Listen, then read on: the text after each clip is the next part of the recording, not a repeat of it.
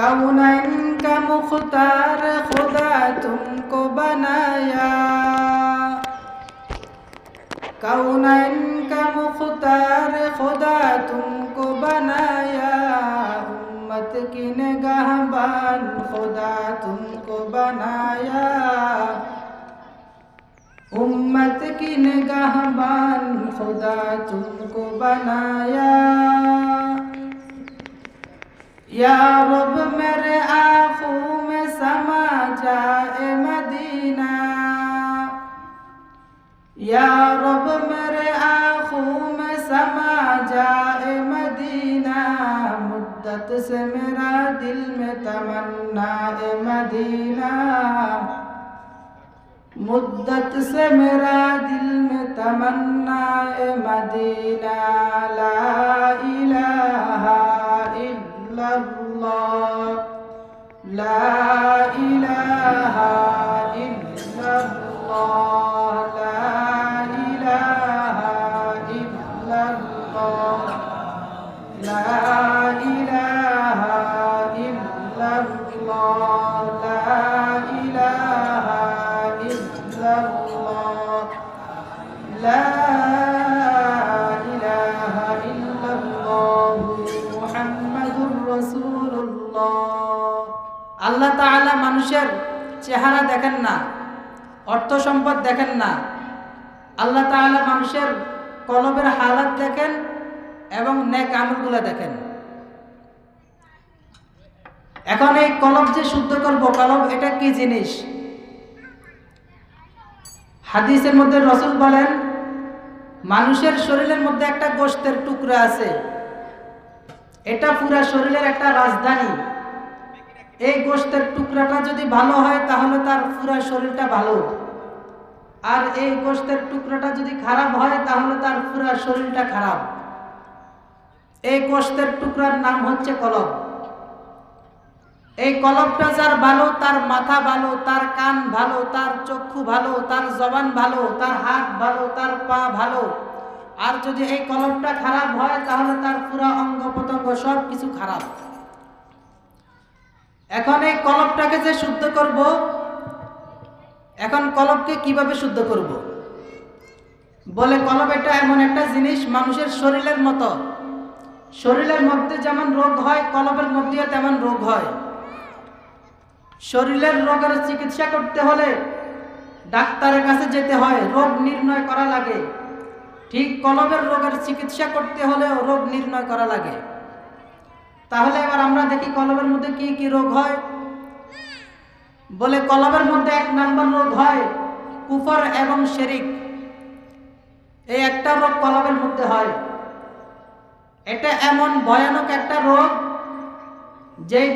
যে রোগটা কলবের মধ্যে থাকলে এক পর্যায়ে আস্তে আস্তে বান্দার ঈমানকে ধ্বংস করে দেয়। দ্বিতীয়ত আরেকটা রোগ কলবের মধ্যে হয়, সেটা হচ্ছে তাকাব্বুরি, অহংকারী, নিজেকে বড় মনে করা, আমি অনেক বড়, আমি এই আমি সেই, এরকম একটা বড়ত্ব। এরপরে কলবের মধ্যে আরেকটা রোগ হয় লোভ লালসা। এটা একটা কলবের রোগ। যখন বান্দার মধ্যে রোগটা আসে তখন বান্দা কিছুই বুঝে না, যেটা পায় সেটাই খায়। এরপর আরেকটা রোগ আছে যেটা হচ্ছে কিপটামি করা। যখন বান্দার কাছে কোনো ব্যক্তি, গরিব মানুষ কোনো কিছু চাইছে তখন দিতে চায় না, কিপটামি করে। কিছু কিছু মানুষ আছে এদের হাতের মুঠ থেকে পানিও পড়ে না, মসজিদের জন্য কিছু চাইলে, মাদ্রাসার জন্য কিছু চাইলে তারা দিতে চায় না। এই একটা রোগ।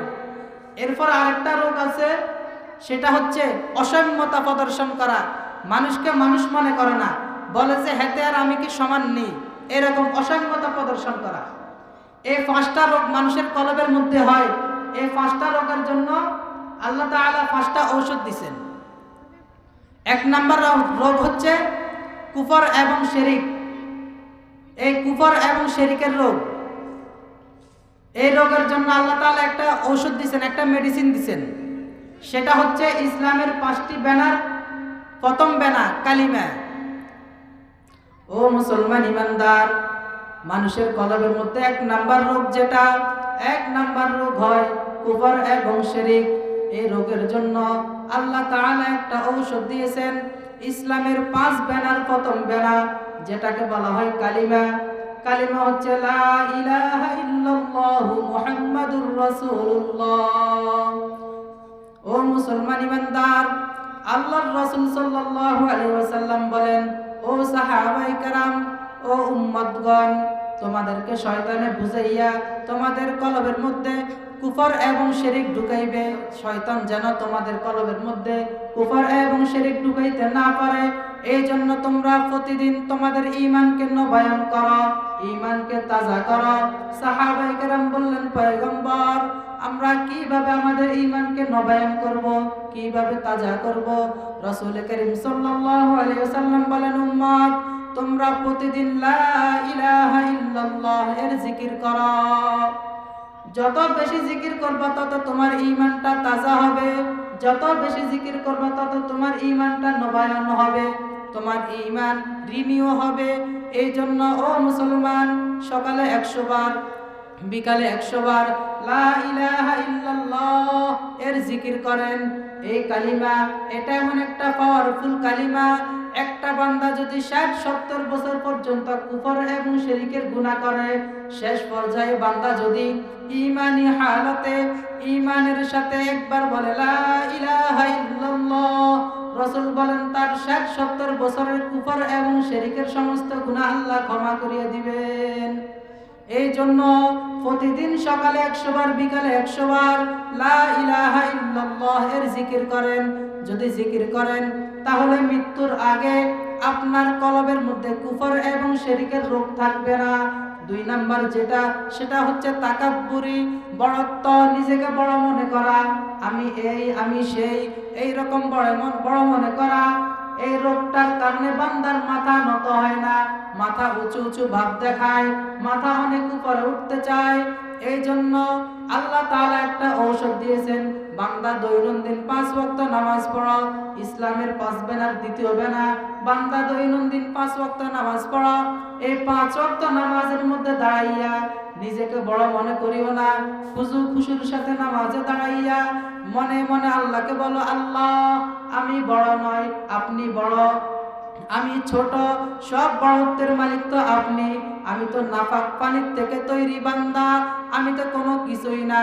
এই কথা বলিয়া রুকুর মধ্যে যাইয়া মাথাটা নিচু করে দাও। এরপরে যাইতে যাইতে এক পর্যায়ে একেবারে নিচু, যেই নিচুর পরে আর কোনো নিচু নাই, ওই নিচু জায়গায় কপালটা ঠেকাইয়া মাথাটা নামাইয়া দাও আর বলো, সুবহানা রাব্বিয়াল আ'লা। ও আল্লাহ, আপনি তো সমস্ত বড়ত্বের মালিক, আমি তো একেবারে ছোট নিম্নমানের। এই দৈনন্দিন 5 ওয়াক্ত নামাজ পড়ো। যদি ইয়াকিনের সাথে খুশুর সাথে 5 ওয়াক্ত নামাজ পড়ো, তাহলে তোমার কলবের মধ্যে আর ওই রোগটা থাকবে না, তাকাব্বুরি রোগটা থাকবে না। কিন্তু দেখা যায় আমাদের সমাজের মধ্যে কিছু মানুষ আছে 5 ওয়াক্ত নামাজ পড়ার পরেও নিজেকে বড় মনে করে, অহংকারী করে ভাব দেখায়। তাহলে তার নামাজ পড়লো কি হইল? বলে তার নামাজ এখনো নামাজের মতো হয় নাই। ও মুসলমান ইমানদার, এরপরে আরেকটা রোগ হচ্ছে, ওই রোগটা হচ্ছে, রোগের নাম হচ্ছে লোভ লালসা। যেটা পায় সেটাই খেতে চায়, যা পায় চিন্তা ভাবনা করে না এটা আমার জন্য কি হালাল নাকি হারাম, এটা খাওয়া কি আমার জন্য বৈধ না অবৈধ। সুদ পাইলেও খায়, ঘুষ পাইলেও খায়, হালাল খায়, হারাম খায়। বান্দার কলবের মধ্যে যখন এই রোগটা থাকে, তখন বান্দা দুধ বিক্রি বুঝে না, মদ বিক্রিও বুঝে না, যেটা পায় সেটাই নেয়, যা পায় তাই খায়। এই রোগের জন্য আল্লাহ তাআলা একটা ঔষধ দিয়েছেন, ওই ঔষধের নাম হচ্ছে রোজা। ও বান্দা, তুমি রমজান মাসে টানা দীর্ঘ 1 মাস রোজা রাখো। রোজা রাখিয়া আল্লাহর কাছে বলো, আল্লাহ আমি রোজা রাখলাম, আমার সামনে খাবার আছে, চাইলে আমি খাবার খেতে পারি, কিন্তু আমি খাবো না, আমি আপনাকে ভয় করি। রোজা রাখিয়া খাবার সামনে থাকার পরেও যেহেতু খাই না, এই খাবার তো এটা হালাল খাবার, কিন্তু আপনার ভয়ে খাই না। ও আল্লাহ, এই কথা বলিয়া আল্লাহর কাছে বলো। এরপরে যখন রমজান মাস চলে যাবে, তখন মনকে বলবা, মন খাবার সামনে থাকার পরেও যেহেতু খাস নাই, তাহলে রমজান মাস চলে গেছে, এখন এই খাবার তো এটা হারাম খাবার, এটা সুদের খাবার, এটা ঘুষের খাবার। ও ও মন, এই হারাম জিনিসটা খাইস না। হালালটা যেহেতু রমজান মাসে ছেড়ে দিছ, এখন রমজানের বাহিরে হারামটা ছেড়ে দে। হালালটা যেহেতু খেতে পারস নাই, এখন হারাম কেন খাবি? এই কথা বলিয়া রমজান মাসে 30টা রোজা রাখেন, ফাঁকে ফাঁকে অন্যান্য রোজাগুলো রাখেন। শবে মেরাজের রোজা রাখেন, শবে বরাতের রোজা রাখেন, আইয়ামে বীজের রোজাগুলো রাখেন। এই রোজাগুলো যদি দৈনন্দিন রাখেন, আস্তে আস্তে ইনশাআল্লাহ আপনার কলবের মধ্য থেকে লোভ লালসার রোগটা দূর হয়ে যাবে। মৃত্যুর সময় কলবটা এই রোগ থেকে পরিষ্কার থাকবে। এরপরে 4 নাম্বার আরেকটা রোগ আছে, সেটা হচ্ছে কিপটামি করা। কিছু কিছু মানুষ, এদের হাতের মুখ থেকে পানিও ঝরে না, এরকম কিছু মানুষ আছে। এদের জন্য আল্লাহ তাআলা এই রোগের একটা ঔষধ দিয়েছেন, সেটা হচ্ছে যাকাত। ও মুসলমান ইমানদার, যাকাত 2 ধরনের আছে। একটা হচ্ছে যাকাতে মাফরুজা, আর একটা হচ্ছে যাকাতে নাফিলা। যাকাতে মাফরুজা হলো ওই রমজান মাসে প্রতি বৎসরে মানুষের যখন তাদের নেশাব পরিমাণ সম্পদ হয়, বৎসরে নির্ধারণ করা ফরজ যাকাত যেটা হয় সেটা।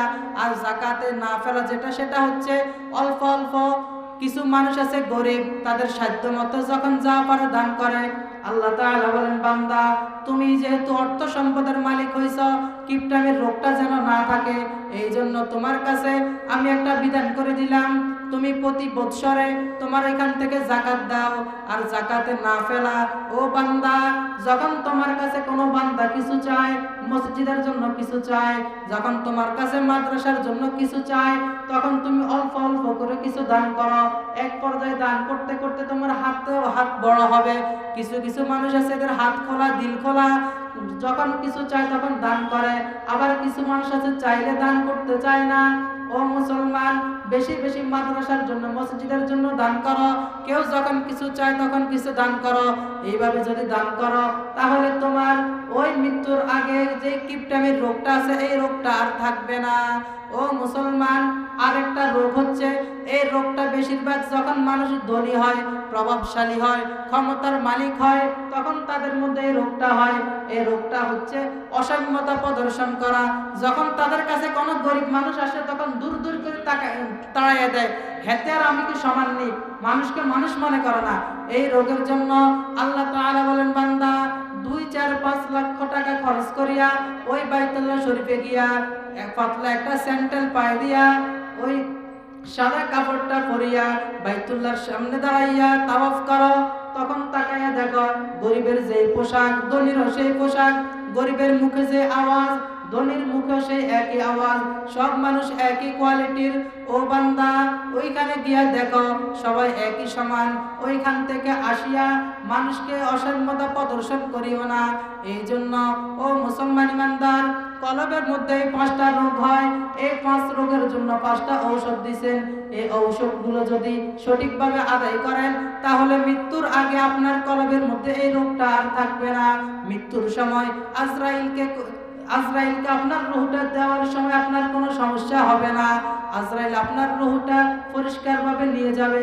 কিয়ামতের ময়দানে আপনার যখন ছেলে সন্তান কোনো কাজে আসবে না, ধন সম্পদ কোনো কাজে আসবে না, তখন আপনার এই কলবটা আপনার কাজে আসবে।